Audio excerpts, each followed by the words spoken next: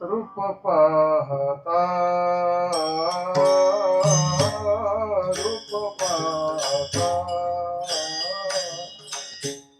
पाहता लोचारी रूप पाहता रूप पाहता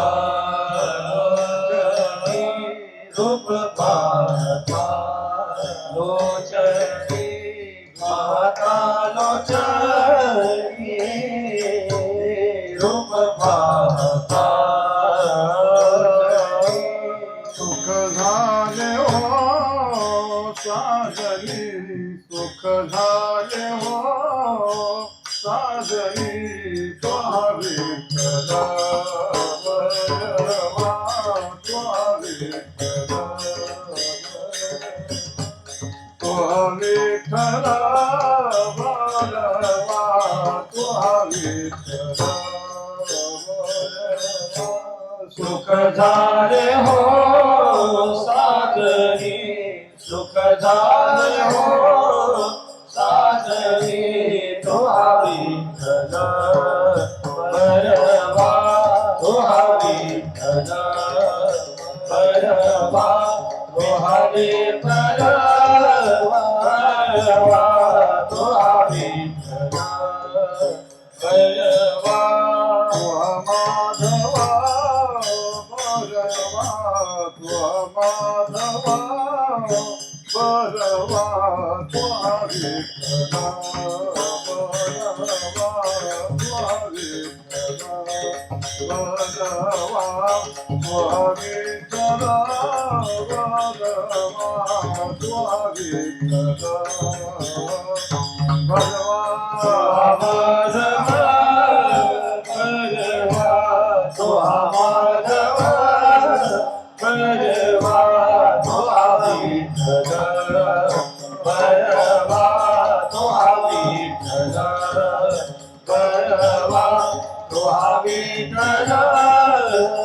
बरवा तो विठ्ठला बरवा बहुत सुखताची जोडी बहुत सुखताची जोडी बहुत सुखताची जोडी बहुत सुखताची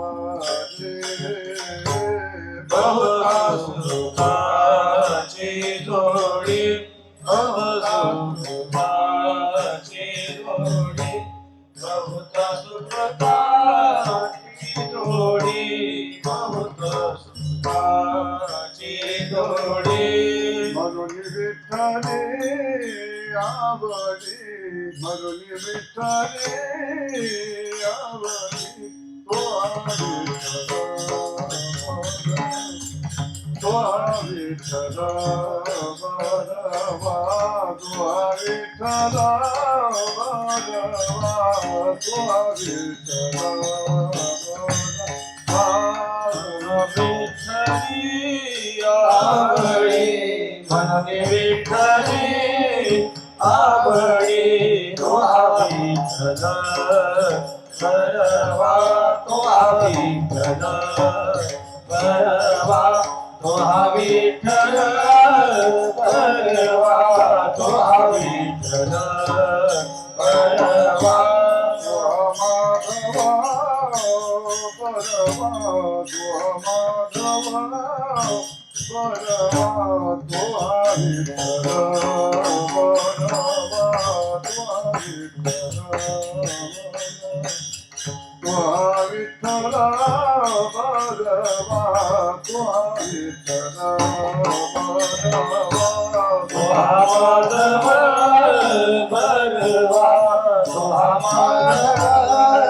बरवा तुहा विठ्ठल बरवा तुहा विठ्ठल बरवा तुहा विठ्ठल बरवा तुहा विठ्ठल बरवा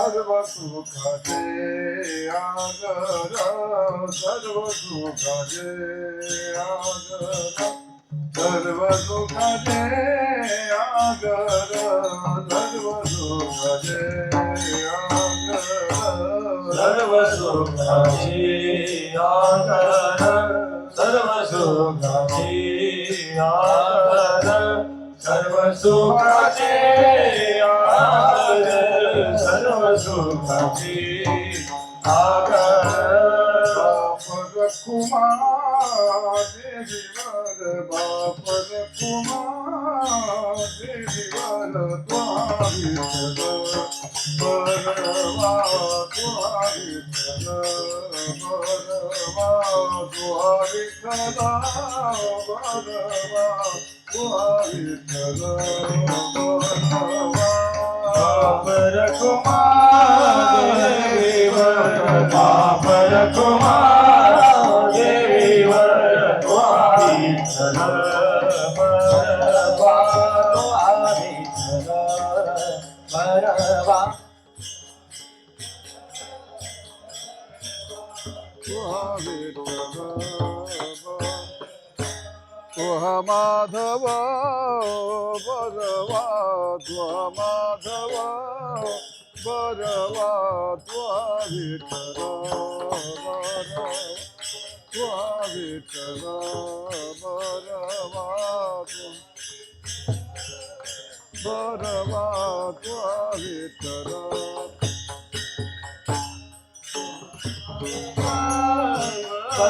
बरवा तुहा माधव बरवा तुहा विठ्ठल बरवा तुहा विठ्ठल बरवा तुहा विठ्ठल बरवा तुहा विठ्ठल बरवा जय जय राम कृष्ण हरी जय जय राम कृष्ण हरी जय जय राम जय जय राम कृष्ण हरी जय राम जय जय राम कृष्ण हरी राम कृष्ण हरि जय जय राम कृष्ण हरि जय जय राम कृष्ण हरि जय जय राम कृष्ण हरि जय जय राम कृष्ण हरि जय जय राम भाग्यवंत मनोदया शरण गेले पंढरीराया शरण गेले पंढरीराया शरण गेले पंढरीराया जया शरण गेले पंढरीराया शरण गेले पंढरीराया शरण गेले पंढरीराया तरले तरती हा भरवसा भाग्य उदयाचा कसा भाग्य उदया कसा नामधार काचा कसा रे तरते हा भरवसा नामधार काचा कसा नामधार काचा कसा नामधार काचा कसा मुक्ती मुक्तीचे स्थळ भोग्या भाविका निर्मळ भोळ्या भाविका निर्मळ भोळ्या भाविका निर्मळ मुक्ती मुक्तीचे स्थळ भोळ्या भाविका निर्मळ भोळ्या भाविका निर्मळ भोळ्या भाविका निर्मळ गायली पुराणे गायली पुराणे गायली पुराणे गायली पुराणे गायली पुराणी तुका म्हणे वेदवाणी तुका म्हणे वेदवाणी तुका म्हणे वेदवाणी गायली पुराणे तुका म्हणे वेदवाणी तुका तुका म्हणे वेदवादी तुका म्हणे वेदवादी तरले तरती हा भरवसा तरले तरती हा भरवसा हा भरवसा तरले तरती हा भरवसा नामधार का चाटका नामधार का चाटका नामधार का चाटका तरले तरती हा भरवसा नामधार का ठसा नामधार का चाटका नामधार का ठसा कुमार कुमार विठोबार कुमारी कुमार कुमार कुमारी विठोबार कुमारी विठोबार कुमारी मनोदया भाग्यवंत मनोदया शरण गेले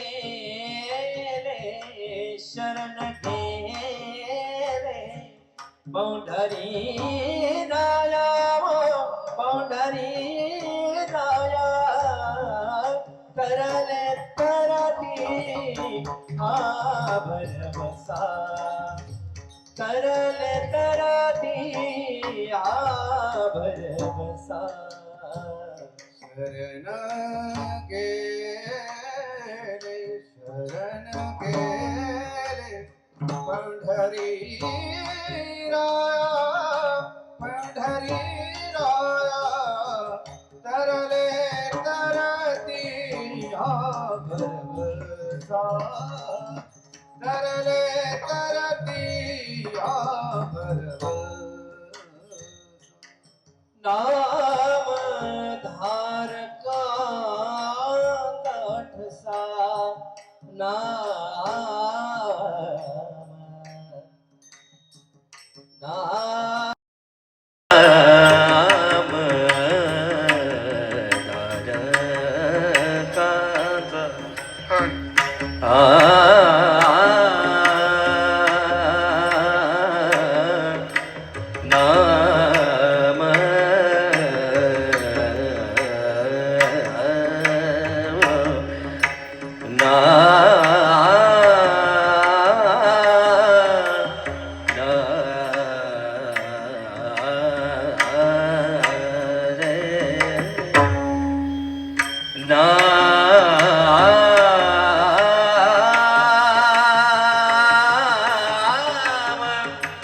नाम धारकाचा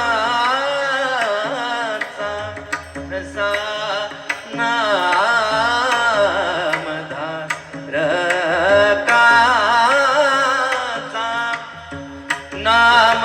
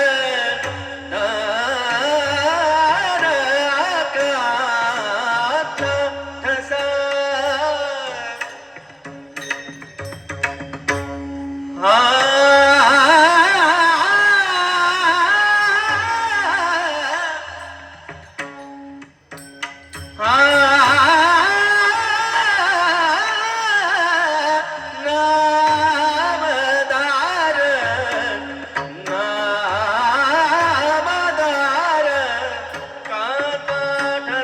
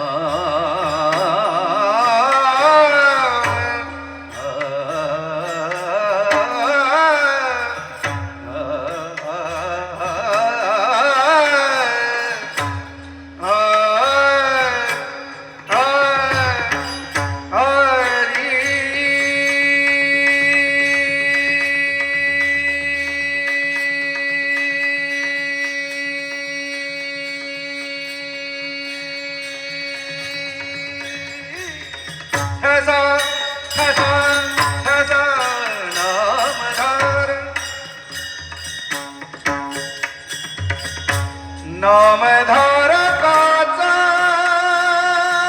ठसा ठसा ठसा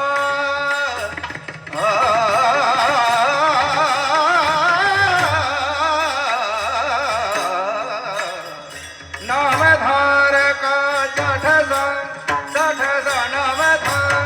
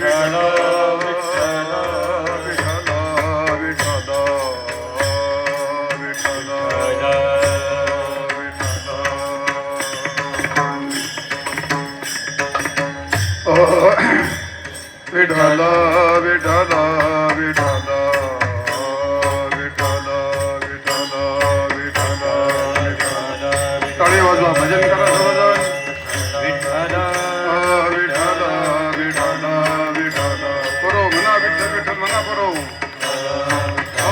विठला विठला कुंडले कवरता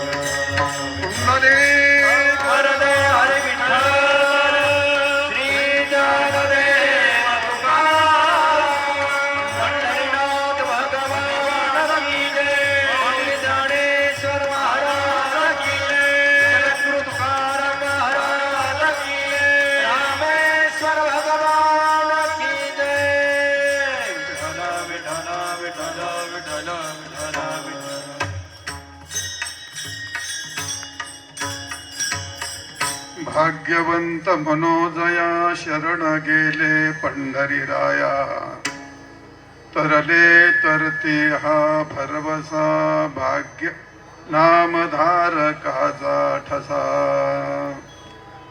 भुक्ती मुक्तीचे हे स्थळ भोळ्या भाविका निर्मळ तरले तरते हा भरवसा नामधारकाचा ठसा गायली पुराणी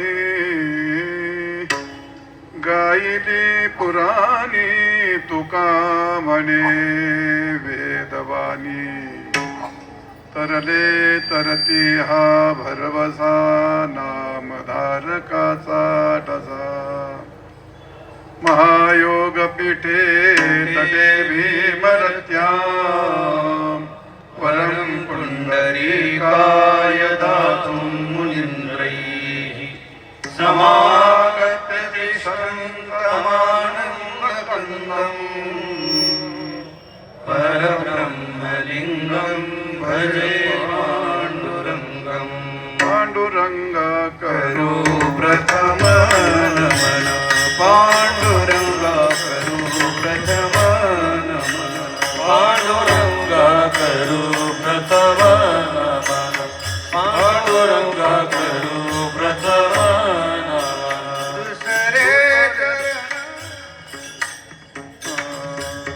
दुसरे चरण संताचिया दुसरे चरण संताचिया दुसरे चरण संताचिया दुसरे चरण संताचिया दुसरे चरण संताचिया दुसरे चरण संताचिया दुसरे चरण संताचिया दुसरे चरण संताचिया त्यांच्या कृपादानी कथेचा विस्तार त्यांच्या कृपादानी कथेचा विस्तार त्यांच्या कृपादाने कथेचा विस्तार त्यांच्या कृपादाने कथेचा म्हणतो जाणता तू जाणता म्हण श्री सद्गुरु दास तुका बाबाजी सद्गुरु दास तुका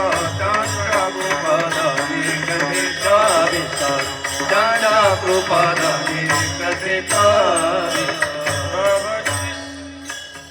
भाग्यवंत मनोदया शरण गेले पंढरीराया तरले तरते हा भरवसा नामधारकाचा ठसा प्रस्तुत सेवेकरता घेतलेला अभंग संत श्रेष्ठ वैराग्य मूर्ती जगद्वंद्य जगद्गुरु श्री संत तुकाराम महाराज यांचा हा 4 चरणाचा भगवन नामाचा या ठिकाणी भगवन नामाचा आणि या स्थळाचा महिमावर प्रतिपादन करणारा अत्यंत उत्तम गोड आणि चिंतनीय अभंग सेवेकरता घेतलेला आहे. आपण गेली 2-3 दिवस याच्यावरती चिंतन करत आहोत.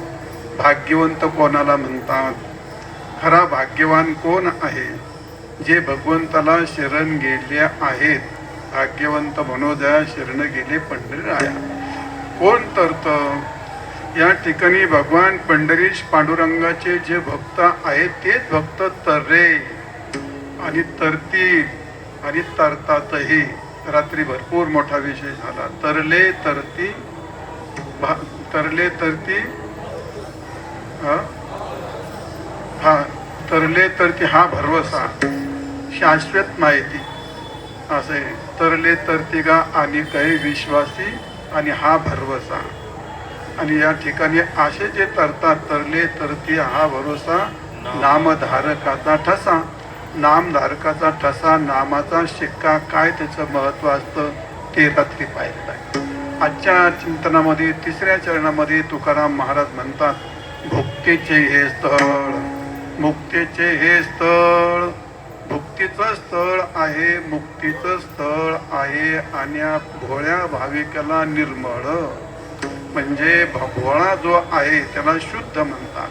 असा भोळा भक्त आहे त्याला निर्मळ ज्यांनी केलं ते स्थळ किंवा ज्यांना निर्मळ व्हायचं ते स्थळ. असं भुक्तीचं स्थळ आहे मुक्तीचं स्थळ आहे आणि निर्मळ होण्याचं पण स्थळ आहे. असं कोणतं स्थळ आहे ते फक्त एकच आहे, त्याला म्हणतात पंढरी स्थळ. तुका म्हणे पेठ आणि भूमीवरी हे वैकुंठ.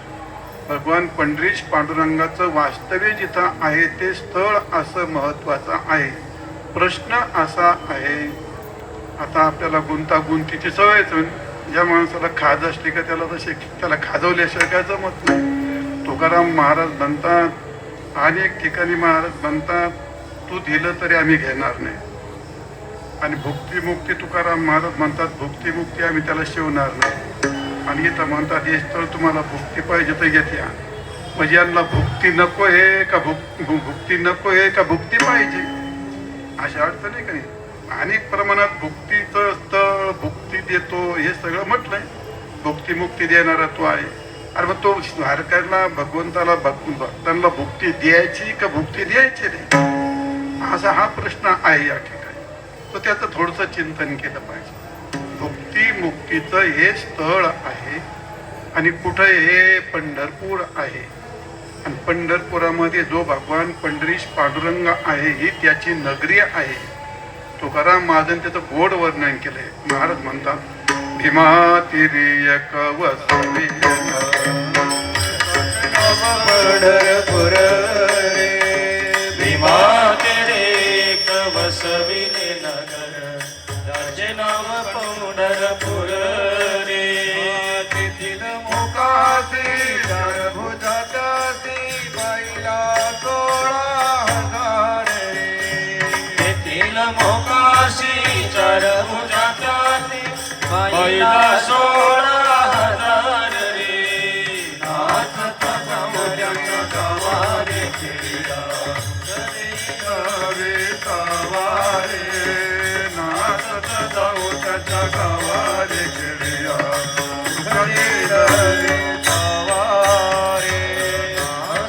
जाऊ त्याच्या गावारे खेळीया, सुख देवी सावारे. नाचत जाऊ त्याच्या गावारे खेळीया, सुख देवी सावारे. भीमा तिरी एक वसविले नगर, त्याचे नाव पंढरपूर रे. तेथील मोकाशी 4 भुजा त्याशी, बायला 16,000 रे. संतांनी अनेक अभंगात असं काही करून ठेवलंय, शंका घ्यायचं कामच नाही. असं आहे. काय म्हटलंय तिथं, इथं शून्य स्थावर जंगम व्यापुनी राहिला आकळ. आणि बाप रुक्मादेवर विठ्ठल सकळ. इथं विठ्ठल म्हटलंय आणि वर म्हटलंय, त्रिभंगी देवडा ठाण मांडून अमायन कल्पद्रुमातळी वेणू वाजवित आहे.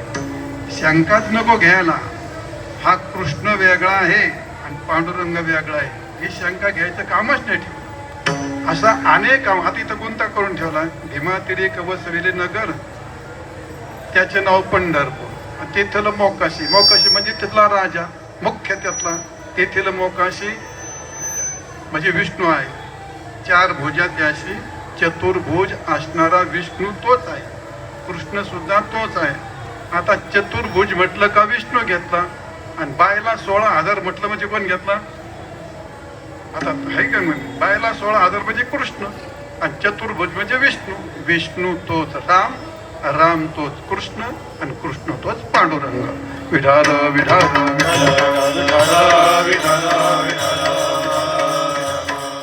बायला 16,000 रे. पुढे काय, नाचत जाऊ त्याच्या गावारे खेळ्या, सुख देला विसावा. पुढे गेले ते विधाई झाले, वंशील त्याची शिमारे. म्हणजे याचा अर्थ जो मार्ग आहे तो दोष रहित आहे. म्हणजे याचा अर्थ तर्क काय म्हणतो आपण, तर्कशुद्ध. अशा तर्कशुद्ध स्थानावरती हा संप्रदाय आहे. हा अंध संप्रदाय नाही. इथं तरलेत अनुभव आहे. कोणतीही गोष्ट अनुभवजन्य असावी लागते. म्हणजे त्याला श्रुती, युक्ती आणि अनुभूती ह्या 3 गोष्टी एकत्र याव्या लागतात. त्यावेळी तो सिद्धांत सिद्ध होत असतो. अतिव्याप्ती, अव्याप्ती आणि असंभव हे दोष रहित असेल त्यावेळी त्या लक्षाचं लक्ष सिद्ध होत असतं. तशीच गोष्ट असते, अनुभूती सांगण्याकरता त्याला श्रुतीचं प्रमाण लागतं. ह्या सगळ्या गोष्टी. आणि म्हणून पुढे गेले. गेले याचा अर्थ शाश्वत माहिती. गेले ते काय अंधे नव्हते, पुढे गेले ते निधाई झाली. त्यांचं वर्णन करा.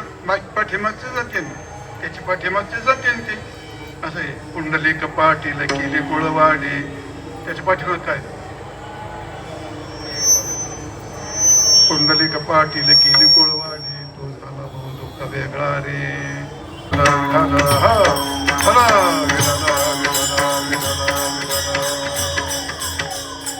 पुंडलिक पाटील केली कुळवाडी, तो झाला भाऊ दुःख वेगळा. बळीया आगळा पाळी लोक पाळा, रिगणा ही कळी काळा रे. बळीया आगळा पाळी लोक पाळा.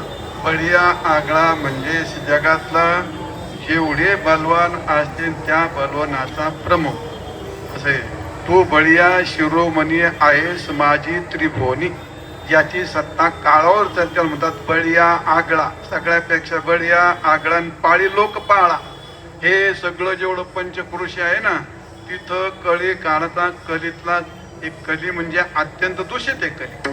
त्या कलीच्या कालामध्ये इथं वारकऱ्यावरती चाल करणारा काळाचा प्रभाव इथं चालत नाही. बळीया आगळण पाळी लोक पाळा रिघ नाही कळी काळा रे.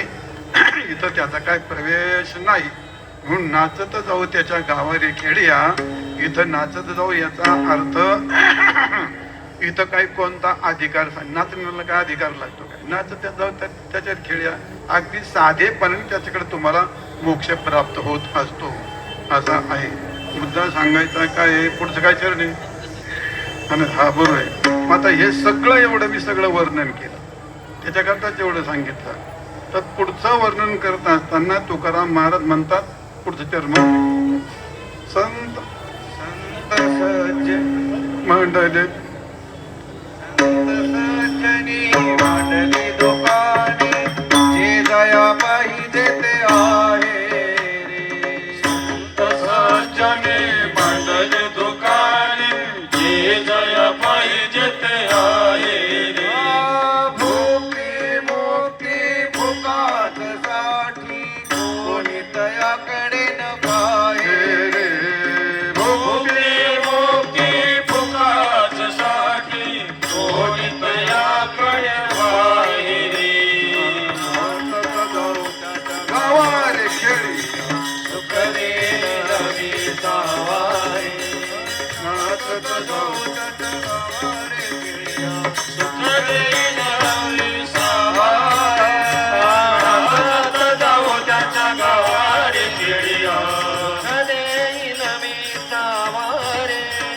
नाचत जाऊ त्याच्या गावारे खेड्या, दुःख देई नवी सावारे. बहुत दिवस मोती माझा आस, आली घडले सायासी रे. बहुत दिवस होती माझा आस, आजी घडले सायासी रे. तुक म्हणे होय तुमचे पुण्य भेटी तया पायासी रे. तुका म्हणे होय तुमची निपुण, भेटी तया पायासी रे. नाचत जाऊ त्याच्या गावारे खेळ्या, सुख देई रवी सावारे. नाचत जाऊ त्याच्या गावारे खेळ्या, सुख देई रवी सावारे. संत सज्जनी मागती चाल गमतीची ती चांगल्या चांगल्याची परीक्षा गेली ती. नाही तुम्ही चांगलेच आहेत म्हणा, तुमच्या एवढं कोण चांगलं आहे बघ. संत सज्जनी मांडली दुकानी, जे जया पाहिजे ते आहे रे. आता जे जया पाहिजे ते आहे म्हणतात. ज्याला भुक्ती पाहिजे ते भुक्ती घ्या, ज्याला मुक्ती पाहिजे ते मुक्ती घ्या. आता मांडले संत सज्जनी मांडली दुकानी, जे जया पाहिजे ते आहे रे. आणि भुक्ती मुक्ती फुकाची साठी. आता भुक्ती मुक्ती फुकायसाठी पुढे म्हणतात कोण दयाकडे पाहिजे मांडली काय आलं मग. त्याच्याकडे जर कोण घेतच नाही पाहतच नाही तर मांडली कशा करता. मांडली कशा भुक्ती मुक्ती फुकाची साठी. तुम्हाला भुक्ती फुकासाठी मुक्ती फुकासाठी पण वारकरी काही त्याच्याकडं पाहत नाही. वारकरीला मुक्ती नको आहे आणि भुक्ती नको आहे. मुक्ती का नको? भुक्ती जाऊ द्या सोडून, भुक्ती म्हणजे भोग द्या सोडून, पण मुक्ती का नको? त्याचं कारण तुकाराम महाराज मत नको ब्रह्मज्ञान आत्मस्थिती भाव. मी भक्त तो देव ऐसे करे. मी भक्त तू देव ऐसे करी, मी भक्त तू देव ऐसे करी. ब्रह्मज्ञान आत्मस्थिती भाव, नको ब्रह्मज्ञान आत्मस्थिती भाव. देव ऐसे करे, मी भक्त तू देव ऐसे करी. नको ब्रह्मज्ञान, मुक्ती नाही पाहिजे. नको ब्रह्मज्ञान आत्मस्थिती भाव, मुक्ती नको. का? मी भक्त तो, भक्तीला तो विरोध करत आणि म्हणून मुक्ती नको. जरी ब्रह्मज्ञानी घोटवीन लाळ ब्रह्मज्ञानी हाती आत्मस्थिती सांडईल.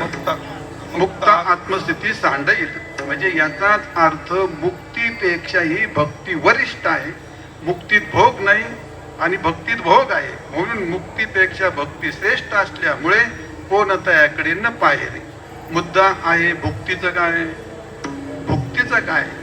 भुक्ती म्हणजे भोग. महाराज म्हणतात या पंढरपुरामध्ये तुम्हाला पाहिजे ती भुक्ती आहे. जे जे पाहिजे ती भुक्ती. भोग याचा, भुक्ती याचा अर्थ भोग. भोग याचा अर्थ जे जे भोगल्या जातं त्याला भोग्य असं म्हणतात. जे भोगल्या जात त्याला भोग्य असं म्हणतात. आणि भोग्य म्हणजे काय असतं? व्यवहारामध्ये आपण पाहतो स्त्री, धन, पुत्र आणि सत्ता हे 4 पदार्थ मुख्य भोग्य असतात. आणि या भोग्यामध्ये हे जे भोग्य असतं ते विनाशी असतं. ते विनाशी असतं. संतांनी त्याला काय म्हणून मागायचं ते? पण भुक्ती तर म्हणले, भुक्ती तर सांगितले, भुक्ती सांगितलं. मग भोगता असे असतात. भोगाच्या बाबतीत आपण पाहिलं तर एक तर भोगता तरी जातो, भोग तरी जातात, नाहीतर भोग्य तरी जातं. भोग तरी जातं की नाही? म्हणजे हा एक मोठा प्रकारचा भ्रमच असतो तो. त्यामुळे जे भोग्य असतं, भोगता असतो आणि भोग असतो. बहुतेक माणसं भोग्यालाच भोग समजत असतात. त्या बायकोलाच भोग समजतात, धनाला भोग समजतात, सत्तेला भोग समजतात, काही अजून खाण्यापिण्याचा असेल त्याला नाही. ते भोग्य येते. त्या भोग्यापेक्षा भोग वेगळा असतो आणि भोगत्यापेक्षा भोग वेगळा असतो. सुख दुःख अन्यतर साक्षात्कारो भोग, म्हणजे सुखापेक्षाही वेगळा असतो आणि दुःखापेक्षाही वेगळा असतो. सुख दुःख अन्यतर मृत्यूवरती जो होतो परिणाम, सुखाचा तरी भोगच असतो आणि दुःखाचा तरी भोगच असतो. मग सुखावूनही भिन्न आणि दुःखावूनही भिन्न, त्याला म्हणतात भोग. सुख दुःख सुख दुःख अन्यतर साक्षात्कारो भोग. थोडक्यात संवेदना, दुःखाचं होणारं ज्ञान किंवा सुखाचं होणारं ज्ञान, सुखातून होणारा परिणाम त्याचं ज्ञान आणि दुःखातून होणारा परिणाम त्याचं ज्ञान, त्याचं नाव असतं भोग. विठाल विठाल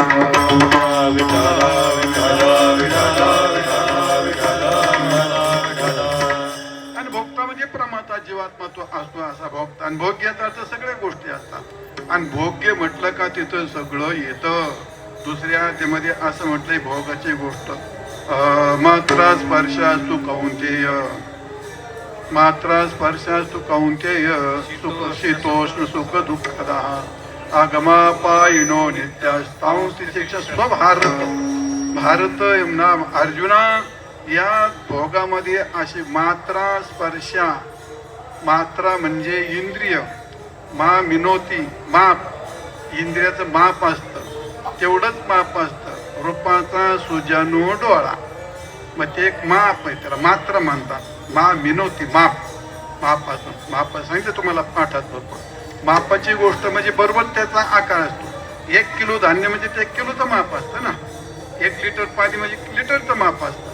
तसं प्रत्येक मात्रा म्हणजे इंद्रिय, आणि इंद्रिय म्हणजे त्याला माप लावायचं असतं. कान शब्दाचं ग्रहण करतो, नेत्र रूपाचंच ग्रहण करतो, नाक गंधाचंच ग्रहण करते, तेवढंच माप असतं म्हणून त्याला मात्रा म्हणतात. आणि स्पर्श याचा अर्थ काय असतो? स्पर्श म्हणजे विषय असतात.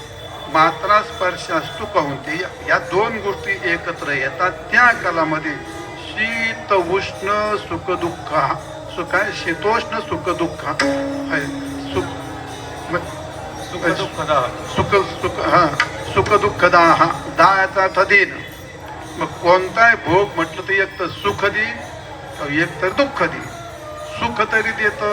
सुख हा हे परिणाम तोच असतो कारण ते नष्ट होणार आहे आणि दुःख हा हे परिणाम तोच असतो ते नष्ट होणार आहे.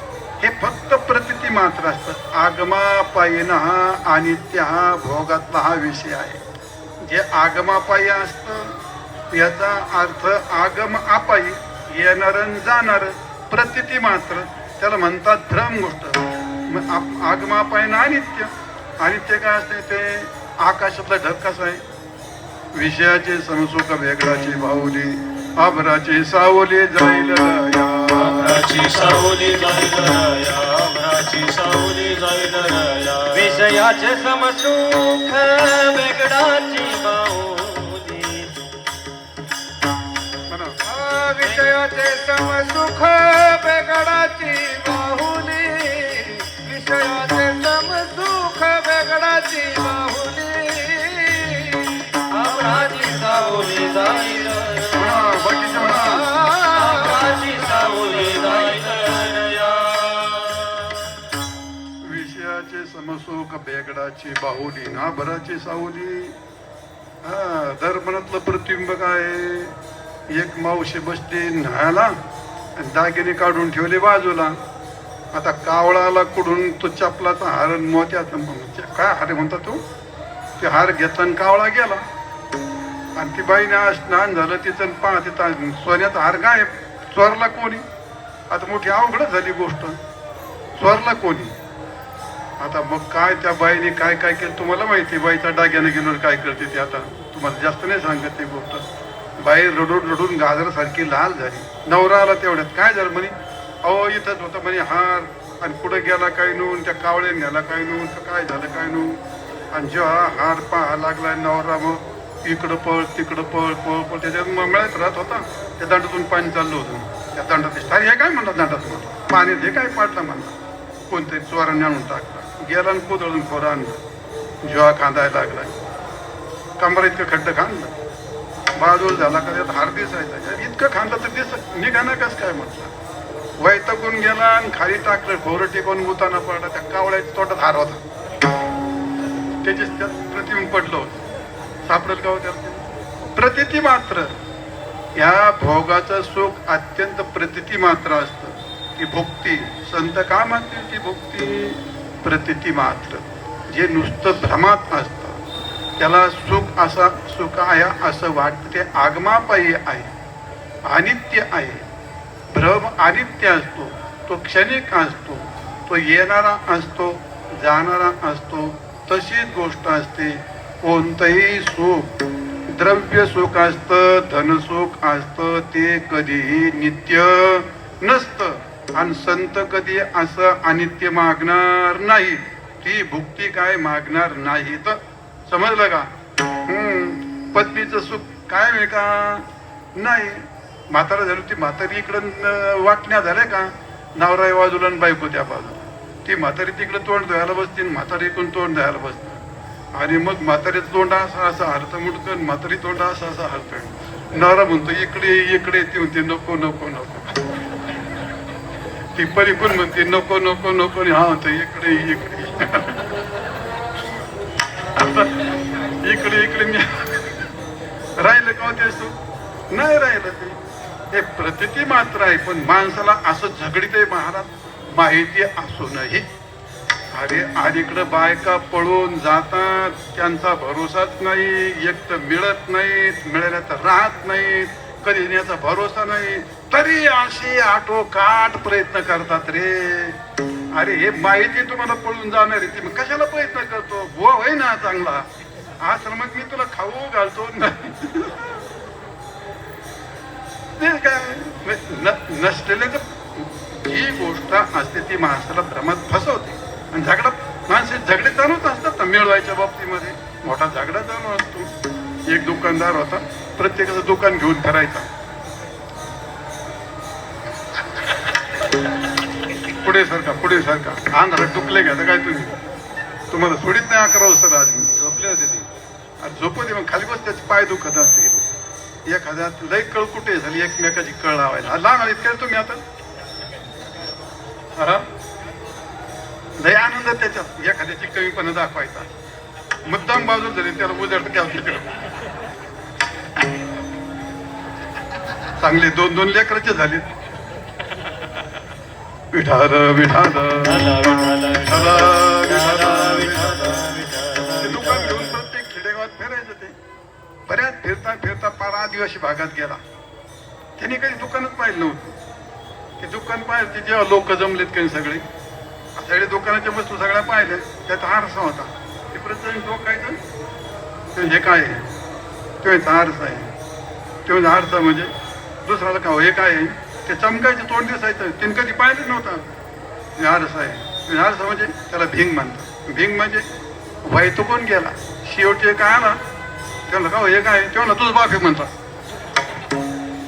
केवढ्याला आहे म्हणला तेव्हा 50 रुपयाला होता 10 रुपयाचं तेवढे 50 घे म्हणला एवढा आनंद झाला बाप मिळाल्याचा कारण का लहानपणी त्याचा बाप मिळाला होता त्याला माहीतच नव्हतं आणि आई सारखी म्हणायचं आई माझा बाप कसा होता अरे तुझ्यासारखाच होता कम्प्लीट चेहरा तुझ्यासारखा आणि ते नेमकं त्याच्यात पाहिलं बाप मिळाल्याचा आनंद काय आनंद महाराज घरी घेऊन आला देवाऱ्यात ठेवला आणि जेव्हा बापाची पूजा करायचा बापा संग बोलायचा म्हणायचा लय दिवसून भेटतात तुम्ही मला बरं झालं तास बसायला लागला बायकोला शंका आली 5 मिनिटात पूजा करणार तर तासभर म्हणून काय बसतोय तिथं रोजच जाऊ तासभर बसतोय रोजच जाऊ तिने आपण जाऊन पाहू ती जाऊन बसली तिचं प्रतिबिंब तिला त्याच्यात दिसलं बर मग या उदासाच्या नादी लागलाय वय म्हणले तू हा ये घरी तुझ्याकडं पाहतेच म्हटलं योग गेला आणि तिथं बसला तो त्याला बाप पाहायचा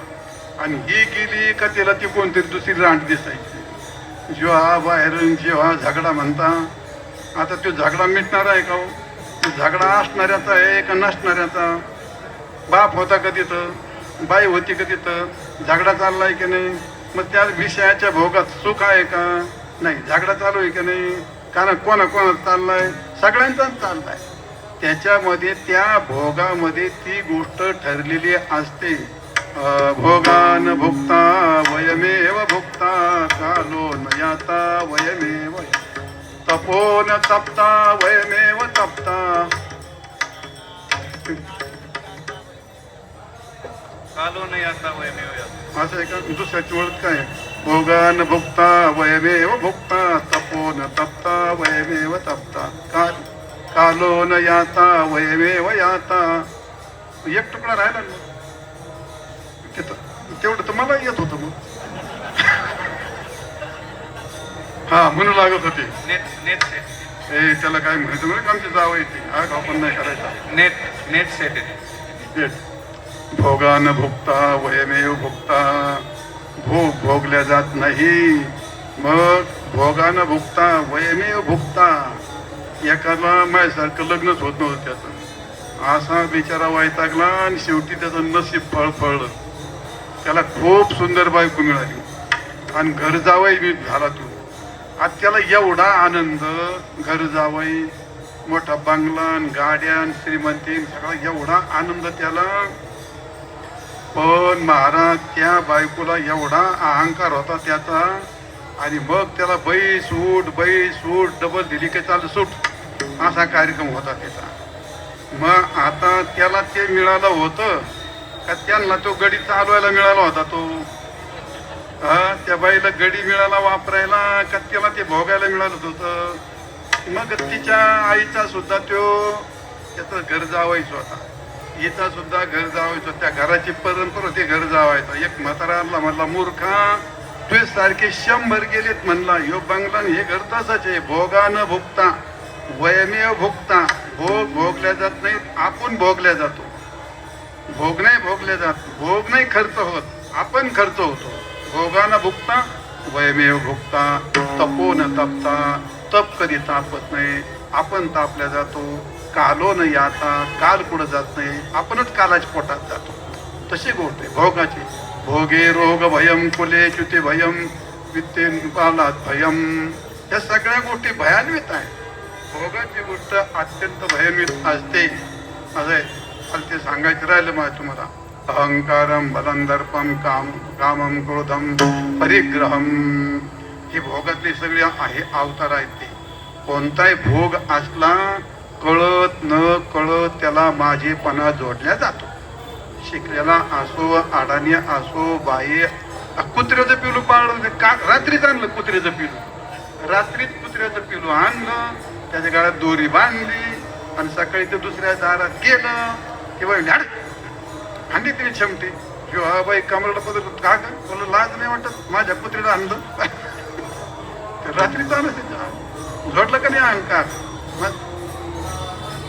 कुत्र्याचं पिलू कोणाचं. कुत्रीचं. माझ्याकडे काय पाहतो. कुत्रीचं पिलू कुत्रीचं म्हणजे ह्या कुत्रीचं नाही. कुत्रीचं पेलू कुत्रीचं.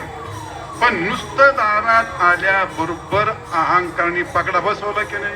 मग जर मिनिटा इकडे बघ रे, मिनिटाचं कुत्र्याचं पिलू आल्यावर जर त्याच्यावर अहंकार पकडा बसवतोय तर मग आता ही काही वर्षाची पत्नी तिच्यावर पकडा नाही बसायचं. काही वर्षाचं बघणं त्याच्यावर पकडा नाही बसवायचं. मग कशावर पकडा बसणार नाही. कशावरही पकडा बसत माणसं. अहो 7 दिवस कीर्तन असतात सप्त्यामध्ये, त्याच्यावर लोकांनी पकडे बसवलं. तिसऱ्या दिवशी माझ्याशिवाय माझ्या बाप्पासून चालत आली. काय वतनदारी आहे तुझी काय. नाही पहिली चाल माझीच होत असते. असं काय पहिल्यापासून पहिली चाल माझी असते. कसं हा वतनदारी. मग माझ्या बापाची मिरशी माझ्या वडिलाची मिरशी घाली. आता त्याच्यावर जरा बदली आली ती. पण लय अशी मुद्दा असा आहे. हा भोग आहे. त्या भोगामध्ये अहंकार येतो आणि तो आपला पगडा बनवतो. अहंकारम बलम. जे माणसाकडं बल येतं, लक्ष देऊन ऐका. बल हे माणसाला कार्यान्वित करतं. बल हे माणसाला सक्रिय बनवतं. बल हे माणसाला कार्यकारी बनवतं. उड्या मारतात माझ्यासारखा जीव घ्यायला उड्या मारतो का. ज्याच्यात बल आहे तो उड्या मारतो का जीव घ्यायला. बल आहे शक्तीचं बल असतं ना. उड्या मारतो धिंगाणा घालतो. का बल ते त्याला कार्यकारी करतं, त्याला कार्यान्वित करतं. ती शक्ती त्याला गप बसू देत नाही. शरीराची शक्ती त्याला काय करते कार्यान्वित करते. म्हणजे त्याला ती करायला होते. कोणतंही बल असेल. ज्या काळात बुद्धीचं बल असतं नाही तिथे शंका घेतो. बुद्धी बरी आहे त्याच्याकडं नाही ते संशोधन करतो. म्हणजे बुद्धीचं बल त्याला बसू देत नाही, कार्यान्वित करतो. भरपूर पैसा असला काय करतो. पैसा काय करीत नाही, काही करायला होतो तो. जर भरपूर पैसा असला तो पैसा त्याला झोपू देत नाही. उठ जमीन घे, उठ धंदा टाक, उठ काही हे कर, उठ सोनं आण. म्हणजे धनबल असतं ते माणसाला कार्यान्वित करतं. शरीर बल हे माणसाला कार्यान्वित करतं. आणि सत्ताबल काय असतं हे मी सांगितलेलंच बरं तुम्हाला. म्हणजे बल. मग आता बल संबंध कुठे येतो. तो भोगात येतो ना. संबंध कुठे भोगात येतो. भोग असेल ते ना. भक्तीमध्ये एक होती ते, आत्मेमध्ये एक ती गोष्ट, प्रेमात एक ती गोष्ट, परमार्थात ती गोष्ट येते का नाही. तुम्ही आणता बळ तो भाग वेगळा. तिथं अहंकाराचा प्रवेश नाही. शुद्ध भक्तीत प्रेमात भगवंताच्या याच्यामध्ये अहंकाराचा प्रवेश नाही. बलाचा काय प्रश्न आहे. तिथं काय बल चालवणार. आणि जिथं बल असतं बलाच्या पोटातून दंभ निर्माण होतो. त्याला काय म्हणतात दंभ असं म्हटलंय. अहंकारम बलम दर्पम. आणि दंभाच्या पोटात दर्प. त्या 16व्या अध्यायात म्हणतंय करी दंभो दर्पोभिमान क्रोध पारुष. हे त्याचे 6 आहेत. त्याचे 6 आहेत एवढे. दंभो दर्प हा बलाच्या पुढे येतं दंभ. आणि दंभाच्या पोटामध्ये काय येतं ते दर्प. दर्प हा नेहमी उन्मादात जन्माला येतो. ज्या माणसाला बल झालं आणि बलात उन्माद तयार झाला का उन्माद तयार झाला का त्याला दर्प तयार होतो. उन्माद म्हणजे आता दर्प हा नेहमी आनंदातून जन्माला येतो. आणि दर्प हा काय करतो. याच्याकडे फक्त एकच काम. दुसऱ्याला नीचत्व लेख, दुसऱ्याला कमी लेखणं आणि माझं मोठंच करून दाखवणं. दर्पाची गोष्ट कशातही असू द्या. कपडे असले, गाडी असते तो त्याच्या गाडीकडे उभं मकडून पाहतोय, मस्त स्वच्छ करतोय. का लोकांनी लोक पाहतच नाही, लोक भलते बिलिंदर आहेत. अरे लोक भलते बिलिंदर, लोक गाडीकडे पाहतच नाही. याचा अर्थ काय होतो, बलाने त्याला दंभ तयार केला, त्या दंभाने त्याला दर्पात घातलं. दर्प हा नेहमी इतरांना कमी समजतो. दर्प अशी गोष्ट आहे. हे कुठे ते विका काय सांगतो, हे भोगातली गोष्ट सांगते तुम्हाला. मग भोगामध्ये अशी गोष्ट असताना अहंकार आहे, बल आहे, दर्प आहे. अहंकारम बलम दर्पम. काम काम माणसाला लाचार बनवतो.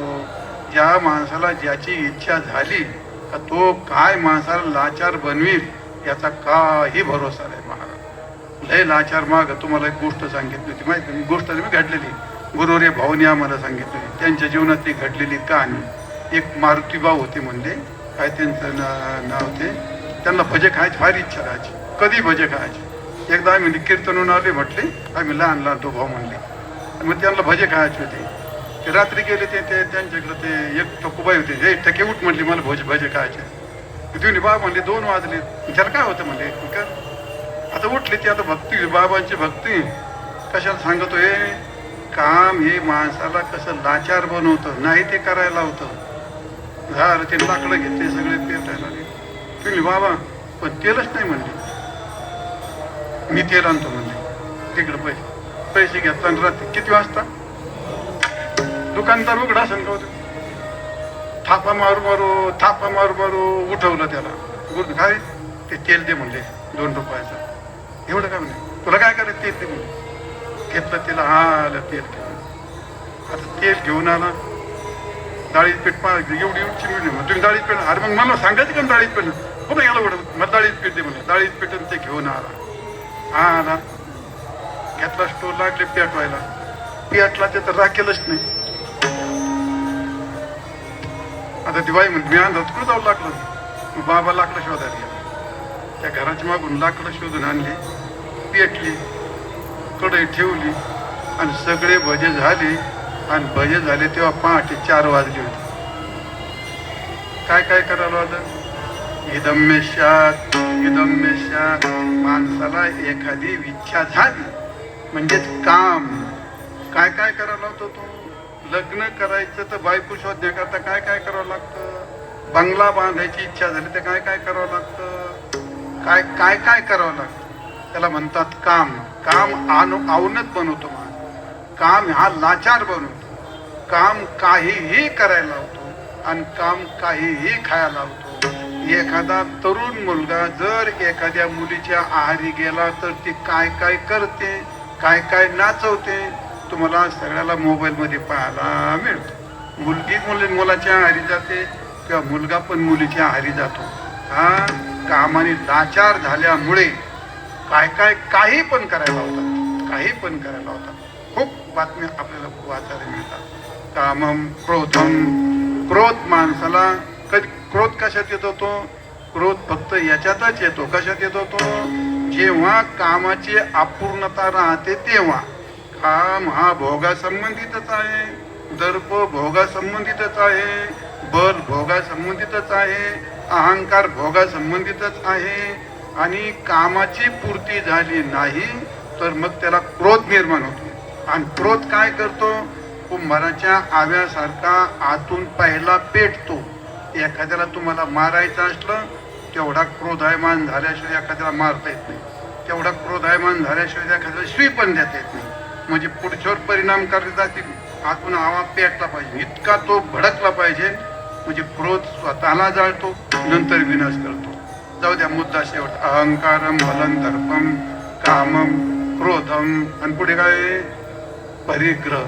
लक्ष देऊन आहे का, जी माणसं परमार्थ करतात त्यांच्याकरता महत्वाचा मुद्दा परिग्रह माणसाला नेहमी परमार्थापासून दूर करतो, भगवंतापासून दूर करतो की नाही.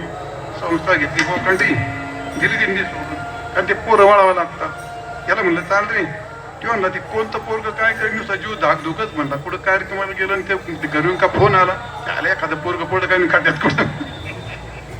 परिग्रह, बरोबर आहे का नाही. परिग्रह माणसाला परमार्थापासून च्युत करतो. सिद्धांतापासून च्युत करतो. हा तुझं उदाहरण ते सोडून दे. परिग्रह हा काही एकच नसतो. कोणताही परिग्रह वाढला, हे माणसं सकाळीच का पळाले? आमची मिटिंग आहे, आमचं माती, अरे मातीन दगडन जाता जाता फुसका मार झाला तर काय करशील? जाता जाता फटानं वाजलं तर काय करशील? ही गोष्ट एकादशी पण कळणं लोकाला, दशमी पण कळणं लोकाला. वारी, अरे दशमीचा मुक्काम नसेल तर ती काय वारी म्हणतात तुम्ही त्याला? दशमीचा मुक्काम नाही करायचं म्हणजे काय गोष्ट आहे ती अशी? जाऊ द्या, कशाला सांगितलं तुम्हाला हे परिग्रह. मग त्यांना तिकडे जायची इच्छा आहे का परिग्रह ओढून नेतो? परिग्रह ओढून नेतो ना. वारीला तर आला, म्हैशी याला झाली, म्हैशी याला झाली, म्हैशी याला झाली, काय करावं काय करावं. पांडुरंगाच्या मंदिरात गेला, डोकं पांडुरंगाच्या पायावर ठेवलं. त्या वाटलं किती 9 महिने 10 दिवस झाले म्हैशी येते असं. जे बाहेर आला तर तिथून जे निघाला का ते टीएक्सी दुसून घरीच आला. त्या म्हशीला अजून महिनाभर अवकाश होता. मग त्याला इथून पंढरपूरला नेलं, त्या गावाकडे नेलं. कोण नेलं? ते परिग्रहाने.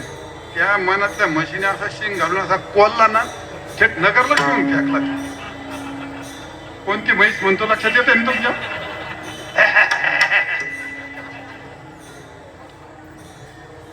आता म्हशीला काय 2 पाय असतात का? मला कोण जाऊ द्या. परिग्रह, कोणताही परिग्रह आती झाला, माणसाचं जीवन आनंदी जगण्यापुरतच असावं. एक बंगला बाजारा 4 काल बांधली तो बोकांडी बसायला, हे घरी एक बंगला गाडी एक भरपूर झाली, 4 गाड्या गायला घेतो. परिग्रह वाढला का त्याला व्याप वाढला, आणि व्याप वाढला रे वाढला का परमार्थापासून दूर गेला. मला एवढाच मुद्दा सांगायचा. परिग्रह हा माणसाला परमार्थापासून दूर करतो, सिद्धांतापासून दूर करतो. क्रोध माणसाला आतून आव्यासारखा जाळतो. काम माणसाला काय अवनत बनवतो, लाचार बनवतो. दर्प हा माणसाला नेहमी दुसऱ्याला कमी लेखण्यामध्ये हा अहंकार त्यात फुटतो त्याचा. आणि बल हे माणसाला नेहमी कार्यान्वित करतं, आणि अहंकार नाही त्या ठिकाणी आपली सत्ता बसवतो. त्या म्हशीचं शेण पडलं, त्या 2 पुरी चालल्या, आणि ते म्हणते का गौरवीच होत्या समोर म्हशी शेण पाहिलं एवढं मोठं. जे भांडण सुरू ती मी पाहिलं, ती पाहिलं. तिकून महाराज तुम्ही हे पोरी का भांडतात? तुम्ही बाबा हे शेण माझं आहे. तुम्ही नाही हे शेण माझं आहे. तुम्ही हे शेण माझं आहे, तुम्ही हे शेण माझं आहे. तो म्हणला पोरी हो अगं हे शेण म्हशीच आहे म्हणले तुमचं.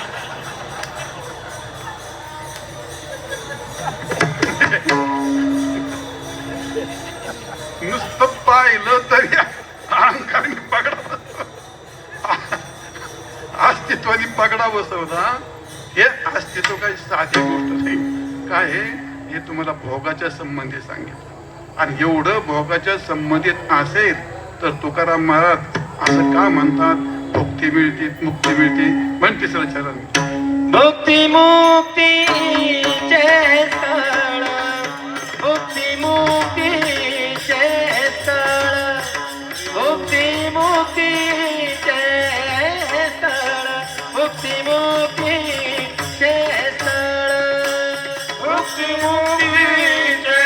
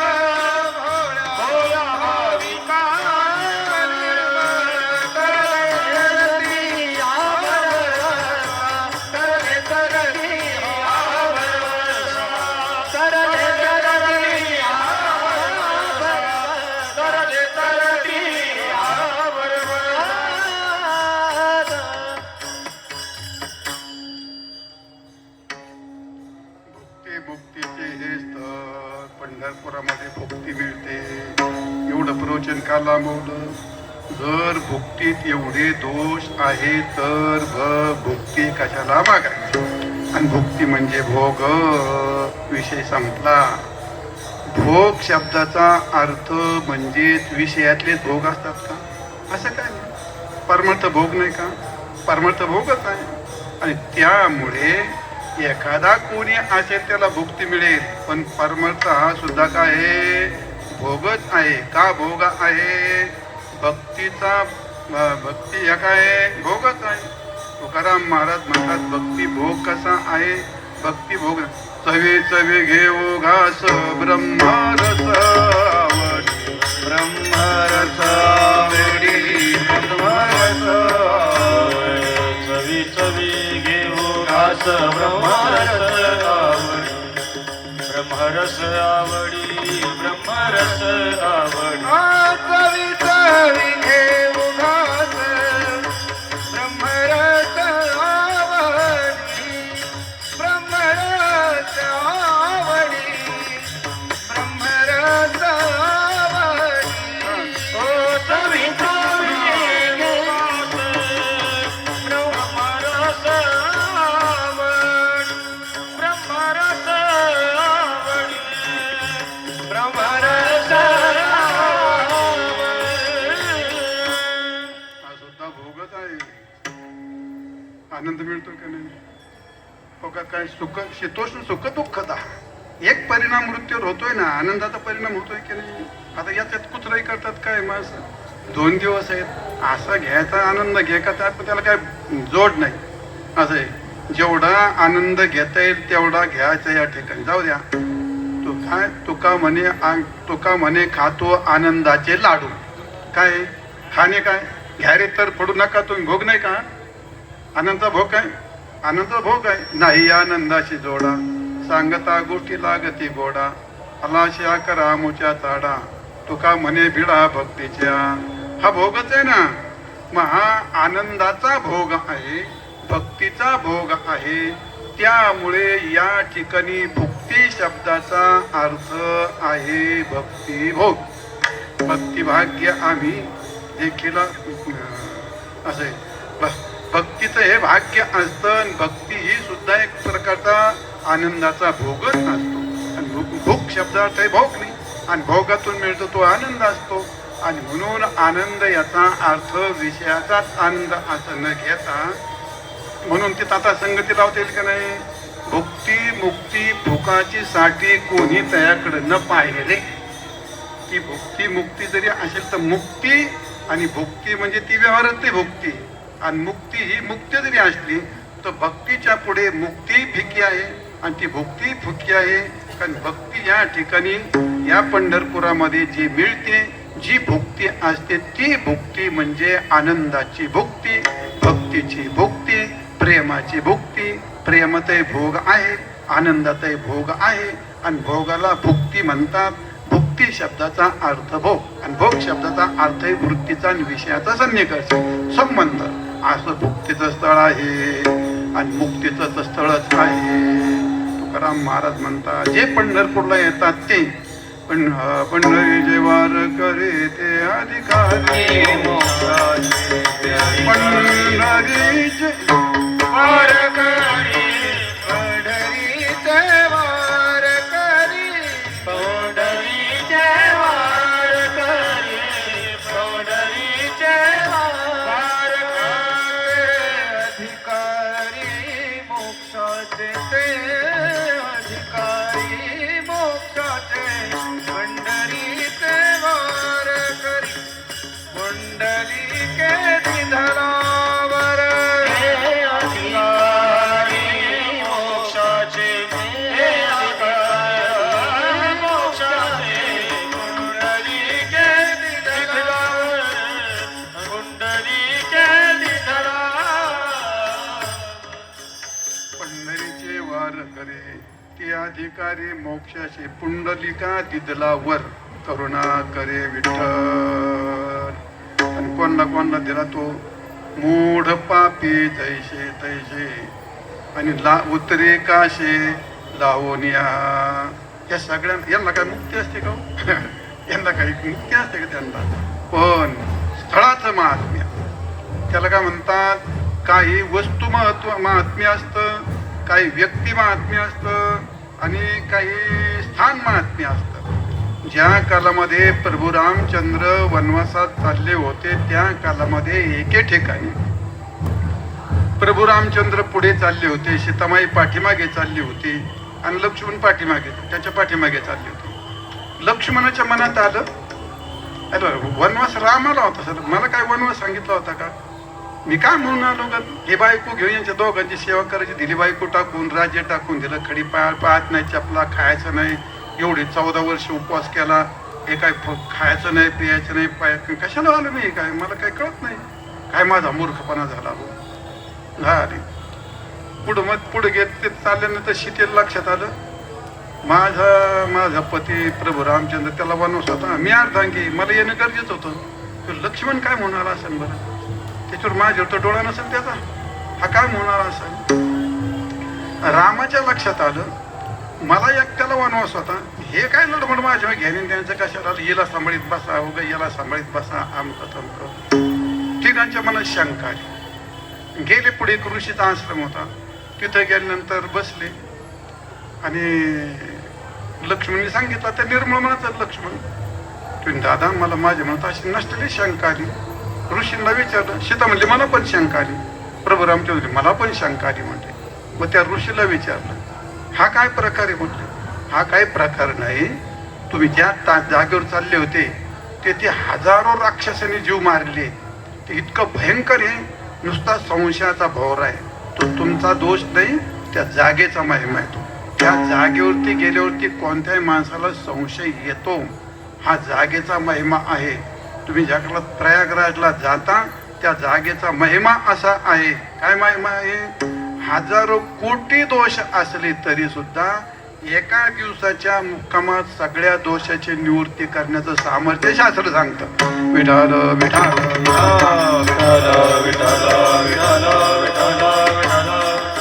तसं याला हे पंढरीचा महिमा आहे, याला स्थान महिमा म्हणतात. असं आहे काय ते देव भाव बी भेटे, पंढरीचा महिमा. पंढरीचा महिमा देता अनेक उपमा, आयशे थळ नाही कोठे देव. मलाच आठवावं लागत आहे सगळं, त्याचा उपमा देण्याकरता कुठ नाही असं, कारण हे जागेचा महिमा आहे.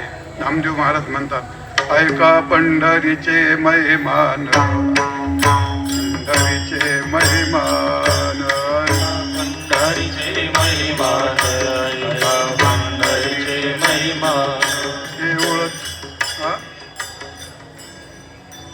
ऐका पंढरीचे महिमान, ऐका पंढरीचे महिमान, ऐका पंढरीचे महिमान, ऐका पंढरीचे महिमान.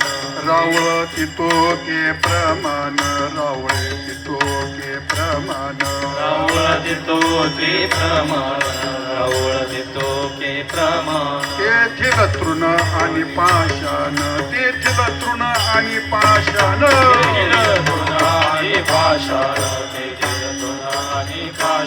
तेही देव जाणावे, देव जाणावे, देव जाणावे, देव जाणावे. ऐका पंढरीचे महिमान, ऐका पंढरीचे महिमान, पंढरीचे महिमान, ऐका पंढरीचे महिमान, ऐका पंढरीचे महिमान, ऐका पंढरीचे महिमान, ऐका पंढरीचे महिमान, ऐका पंढरीचे महिमान. पंढरीचे महिमान, रावळ तुके प्रमाण, हे झालं तृण आणि पाषाण, तेही देव जाणावे.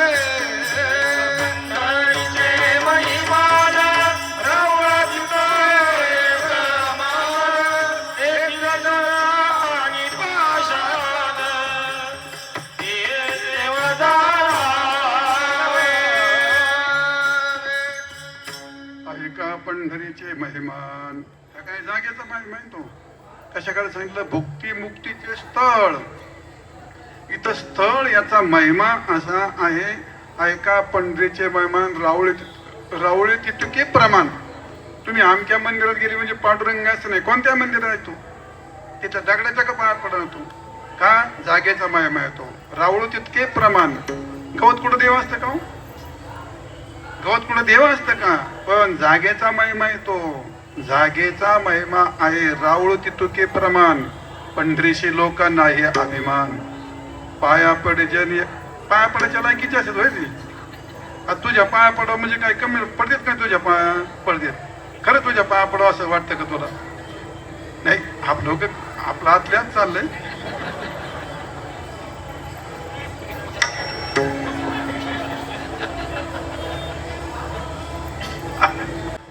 प्रकार काय हा? जागेचा महिमा येतो. पंढरपुरातच कम पाया पडतेत, एकामेकाला भेटतेत, पाया पडतेत. जागेचा महिमा. गावताना पण देव माना. तेथील तृण आणि पाषाण, चंद्रभागेतला खडा असला तरी त्याला देव. देव भावनेचा प्रश्न आहे.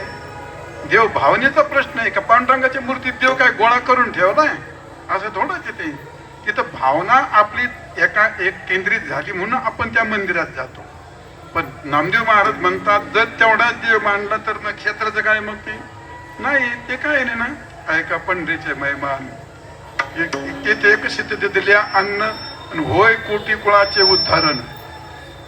कोटी याग केले पूर्ण हे महिमान क्षेत्रीचे. आता काय सांगा तुम्हाला वकील साहेब, तुमचा एखादा कायदा चालू होतो त्याच्यावरती. तेथे एक शीत म्हणजे काय असतो योगेश महाराज? एक शीत केवढं असतं ते? एक तांदळाचा दाना म्हणा. तेथे एक शीत दिलेल्या अन्न.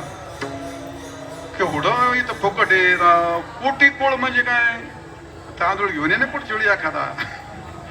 एक तांदूळ घेऊन यायचा आणि द्यायचं चंद्रभागेत टाकलं तर कोणाला द्यायचं होय एवढं दान घेत जायला माझ्या कोटी कुळाचा उद्धार होऊन जाईल. मला पुन्हा काही वारे करायचं काम पडायचं नाही. ते कसे ते अन्न आणि होय कोटी कुळाचे उद्धारण. का होय कोटी याग केले पूर्ण म्हणजे संत एकदा भावनेत येऊन येतात का वस्तुस्थिती हे माणसाच्या डोक्याच्या बाहेर जातात. कोटी किळोचे उद्धार होतात आणि कोटी यज्ञाचे फल मिळते. एका तांदळाच्या दाणे जर एवढं स्वस्त आहे हे काय भानगडच एवढी मोठी. मग आता तुम्ही एवढं केल्यानंतर पंढरपुरात एखादी जर पंगत दिली तर त्याच्या किती कोटीचं उदाहरण होईल सांगता येईल का? उत्तम महाराज एखादी पंगत घाली जा घालत मग चांगलंय. कधी सांगावं लागतं याला 40 वय झाले दिंडी देतोय तिकडं 11 एकर ऊस घेतला येईल म्हणजे पंगत घालायला सांगा म्हणतोय. जाऊ दे त्या विषय सोडून आपल्या घरातच चाललंय ते.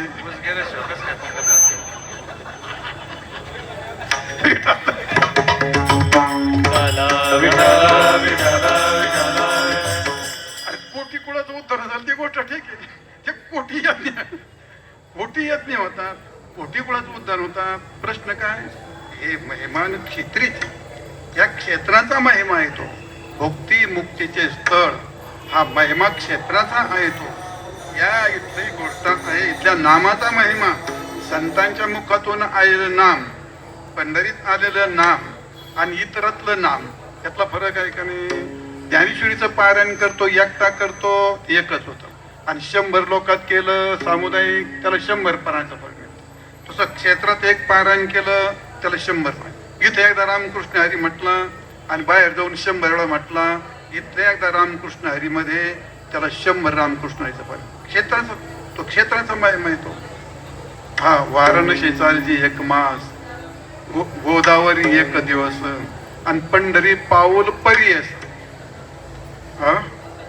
ऐसा ठसा नामा म्हणजे पंढरपूरला 1 पाऊल नाम घेता वाट चालीन यज्ञ पाऊला पाऊले. संतांनी दिले म्हणजे आपल्या डोक्याच्या वरून फार शिंडीच्या वरून जाते. एवढा महिमा आहे नाम. या क्षेत्राचा महिमा आहे. भुक्तीचं स्थळ आहे, मुक्तीचं स्थळ आहे. तो जागेचा महिमा आहे.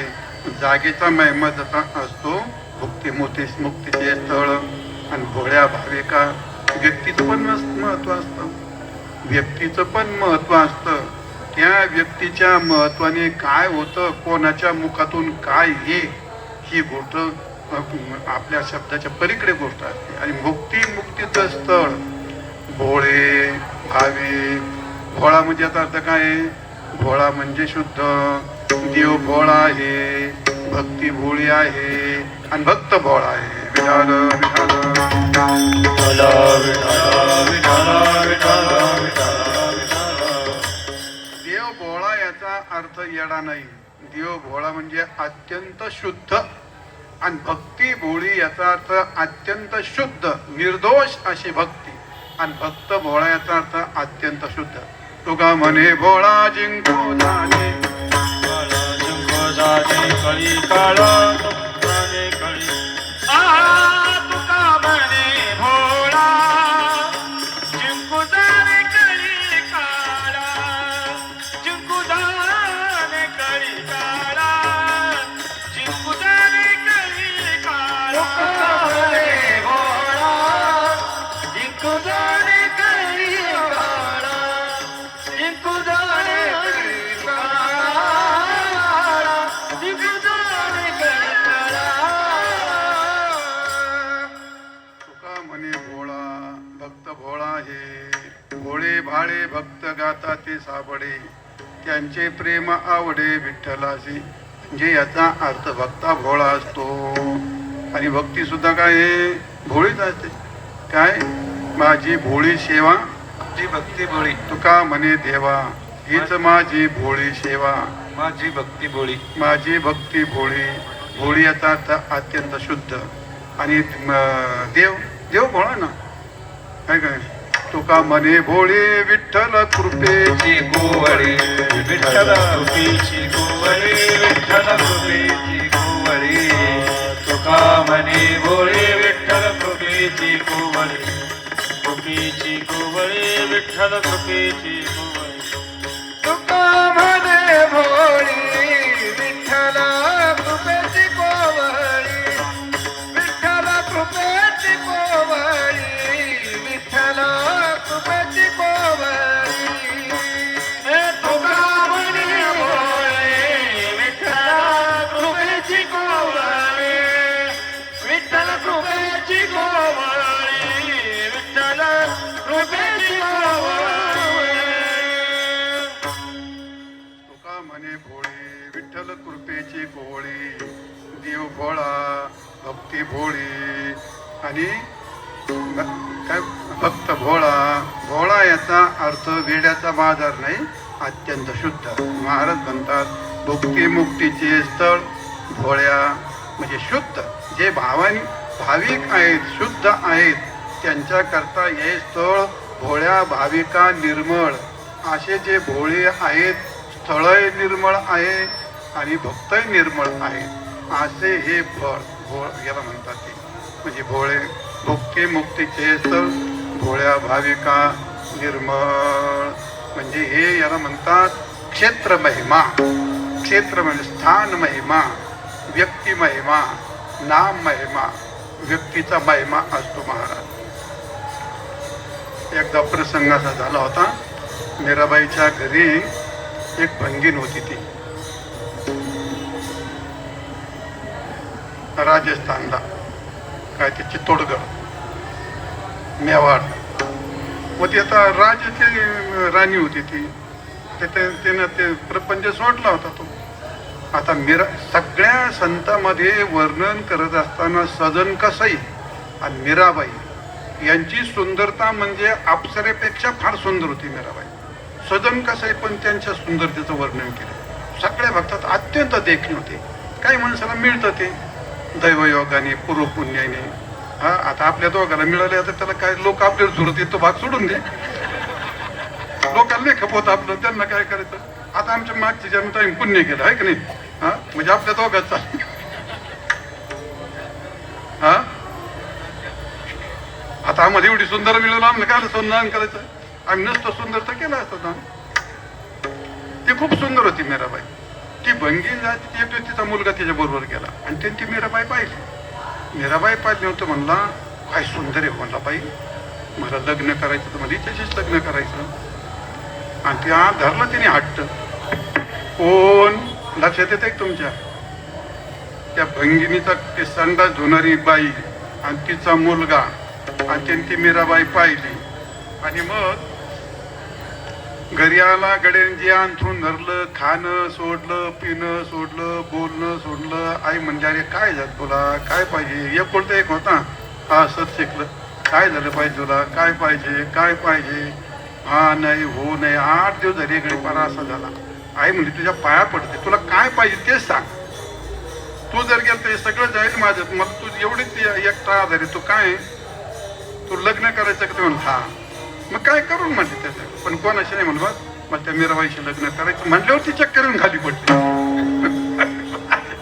राजाची राणी कुठं ती भंगी कोणीकडं. बरी आता तो काही इतकं देखणार असेल का तो, असा तर आपल्यासारखाच असेल का दुसरं काय असेल? हा आपल्या दोघासारखा समजा. तिला चक्कर येऊन खाली पडली.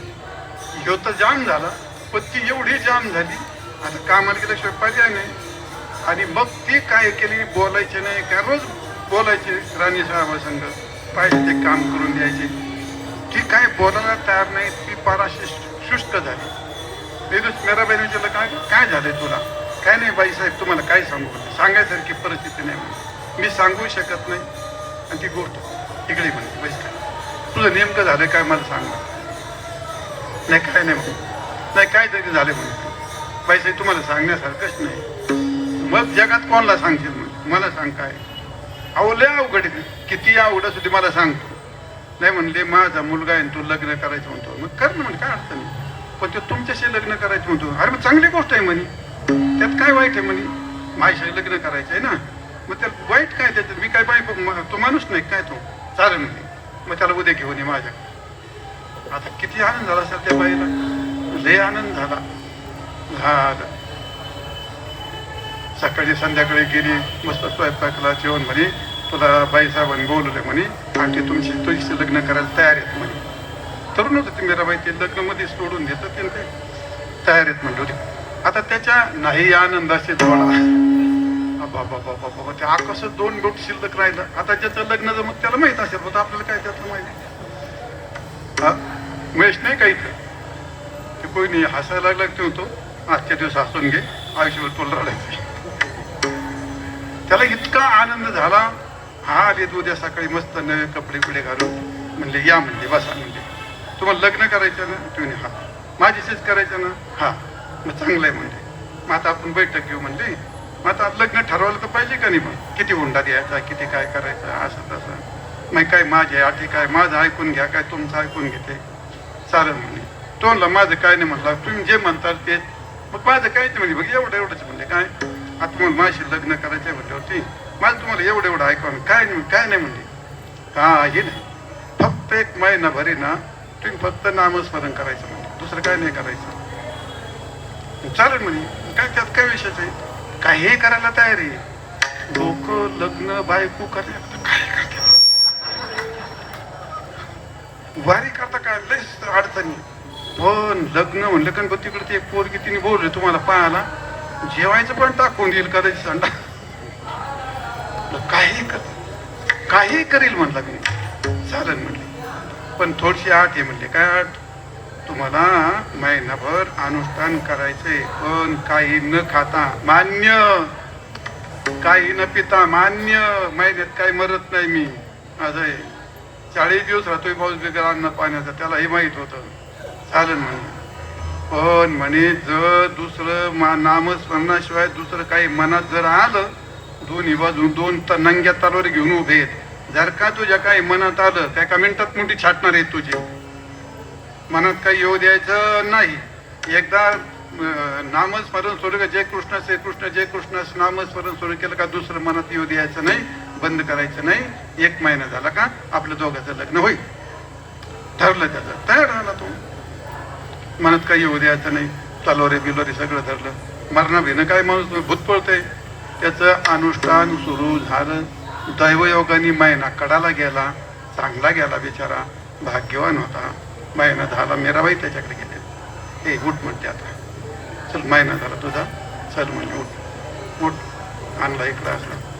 बघ कधी लग्न करायचं म्हटल्यावरती साष्टांग दंडवत घातला. म्हटलं बाई माझ्याकडून फार चुकलं म्हटलं. मीराबाईच्या मुखातल्या नामाचा परिणाम त्याच्या मनावर झाला. त्याचं मन पूर्ण बदललं. याला म्हणतात व्यक्तिमहिमा आणि नाम महिमा. त्याला म्हणतात स्थान महिमा. जसं वस्तू महिमा असतो, व्यक्ती महिमा असते, नाम महिमा असतो, तसं तुकाराम महाराज म्हणतात भुक्ती मुक्तीचे हे स्थळ भोळ्या भाविका निर्मळ. का भोळ्याला पण निर्मळ करणं हे स्थळ असतं. मग संतांचं हे व्यक्ती महत्व आहे ना, त्यांच्या शब्दाचा परिणाम होतो की नाही आपल्यावरती. आता आपण एवढे सगळे जाऊ, आपल्याला काय कोणाला पंढरपूर का मोक्ष मिळाला आहे, कोणाला देव भेटलाय काय माहिती रे आपल्याला. चंद्रभागे स्नान रेंदा असलं तर स्नान करतात लोक. का करतात तेच लोक? काय त्याच्यात काय माहिती आपल्याला? पाप गेलेलं दिसतं ना, पुण्य झालेलं दिसतं ना. चंद्रभागेचं आपल्याला काही माहीत नाही. पांडुरंग भेटतो आणि त्याच्यापासून पुण्य होतं हे पण आपल्याला काहीच माहीत नाही. तरी का आपण येतो? मग काही नाही. संत वाक्याचा प्रभाव, संतांच्या वाक्यावरती दृढ विश्वास म्हणजे तुकोबारायांच्या शब्दांचा आपल्यावर झालेला प्रभाव.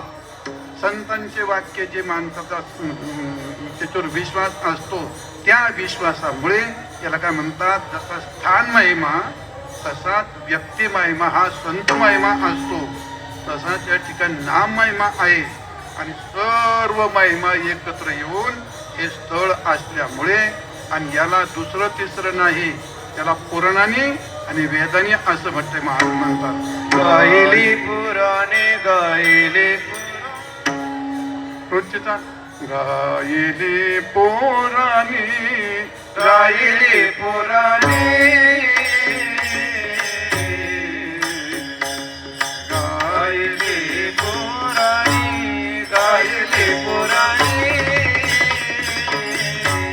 म्हणा बरोबर म्हणा. गायले पुराणे गायले पुराणे गायले पुराणे गायले पुराणे तुका म्हणे वेदवाणी तुका म्हणे वेदवाणी तुका म्हणे वेदवाणी हा भरवसा धरती हा भरवसा धरती हा भरवसा धरती हा भरवसा तुका म्हणे तुका म्हणे वेदवाणी तुका म्हणे वेदवाणी धरती हा भरवसा धरती हा भरवसा धरती हा भरवसा धरती हा भरवसा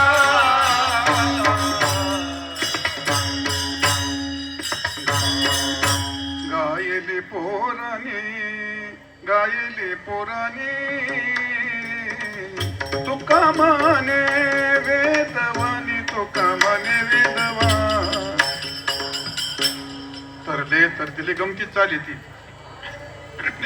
नाही माझा अशी पुतळ्याला कसाय म्हणणार होते. काय नाही चांगले ते उगा बापून नको. हा मग गायली पुराणी तुका म्हणे वेदवाणी. पुराणा ह्या ते मी माझ्या पद्धत सांगितलं का तुम्हाला? नाही. मग तुकाराम माझ काला अंगोर घेते तुकाराम माझं मी काय माझं सांगतो म्हणते. मी पुराणं पाहिले, पुराणे धांडवले दर्शनी, अनेक पुराणं पाहिली मी, अनेक वेदाचं सगळं पाहिलं, वेद अध्ययन केलं, तो वेदाचा अर्थ मला माहिती आहे, 18 पूर्णाचा ख्यात मला सगळं माहिती आहे, 18 पूर्णाचा हेत काय तुका म्हण काय 18 पूर्णाचं हे सगळं मला माहिती आहे. मग जे पुराणात सांगितलं ती मी तुमच्या पुढे सांगितलं. मला भगवंताचा प्रसाद झाला. तुका म्हणे मज बोलवितो देव आणि अर्थगुह्य भाव तोच जाणे. कोणा कारणे हे झालेसे निर्माण आणि देव वाकडे नीट देव जाणे. हे झालं मी तुम्हाला सांगितलंय. म्हणून पुराणात गायलं मी तुम्हाला सांगितलं. गायली पुराणे तुका म्हणे वेदवाणी. वेदवाणी ही आहे. त्यांनी सांगितलं हे क्षेत्राचा महिमा मी सांगतो असं नाही. याचा महिमा शंकराचार्यांनी महायुगपीठे त्याच्यात वर्णन केला आहे. त्या पंढरीचा महिमा पुराणात वर्णन केला आहे, पंढरी महात्म्यात वर्णन केला आहे. आणि त्यामुळे क्षेत्राचा महिमा हा फार विशेष महिमा आहे. या स्थळाचं महत्त्व एवढं आहे, नुसता आला तरी त्याच्या दोषाची निवृत्ती होते. चंद्रभागा डोळा देखील या म्हणजे हे त्या क्षेत्राचा महिमा आहे, तीर्थाचा महिमा आहे, तिथल्या भगवंताचा महिमा आहे. 8ही दिवस सांगीत बसलं तर न संपणारा असा महिमा आहे. एकूण असा अभंगाचा अर्थ आहे. एकदा सर्वांनी मोठ्या प्रेमाने भजन करा. विठोबार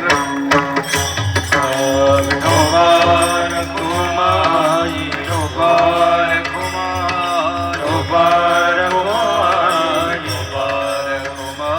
विठोबार कुमाई विठोबार कुमाई विठोबार कुमाई मंडली कवरदा हरी विठ्ठल श्री दादेव तुकाराम हरिनाम भगवान की जय ज्ञानेश्वर महाराज की जय जगद्गुरु तुकाराम महाराज की जय विठोबार कुमाई विठोबार कुमाई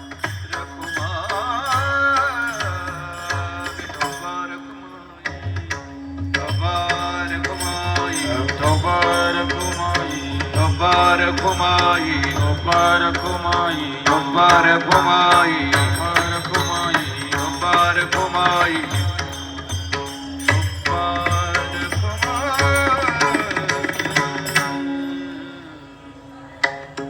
कशाला हारून धरे घरच्या घरी उगाच काय.